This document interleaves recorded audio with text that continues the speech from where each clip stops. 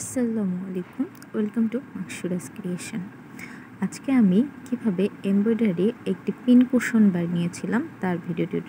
এই যে প্রথমে একটা রাউন্ড শেপ করে কাপড় কেটে নিয়েছি, তাতে এমব্রয়ডারি করেছি। সেমভাবে আরেকটি কাপড় নিয়েছি এবং সেটার চারপাশে সেলাই করে দিয়েছি উল্টো করে। তারপর করার পর সোজা করার পর এরকম দেখতে হয়েছে।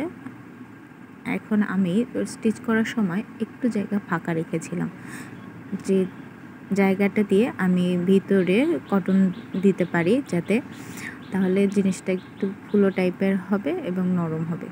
তাই এই ফুটোটা দিয়ে আমি কুশনের মধ্যে তুলোগুলো ভিতরে ঢুকিয়ে দিয়েছি এবং যে ফাঁকা জায়গাটি ছিল এটি পরবর্তীতে স্টিচ করে দিয়েছি। এখন দেওয়ার পর এই হচ্ছে আমার ফাইনাল কুশনের লুক। এটা দেওয়ার পর সাইডগুলো আসলে ফাঁকা ফাঁকা লাগছিল, তাই সুই সুতো দিয়ে চেষ্টা করেছি যাতে একটু সাইডে একটু কুশি কাটার কাজের মতো বা লেজের মতো কাজ করে দেওয়া যায়, তাহলে জিনিসটা দেখতে আরও বেশি সুন্দর হয়ে যায়। তাই এরকম করা। এই যে আমি কিছু পিন দিয়ে দেখিয়ে দিলাম। এটা হচ্ছে আমার ফাইনাল লুক, কুশি কাটা হয়ে যায়। Thanks for watching.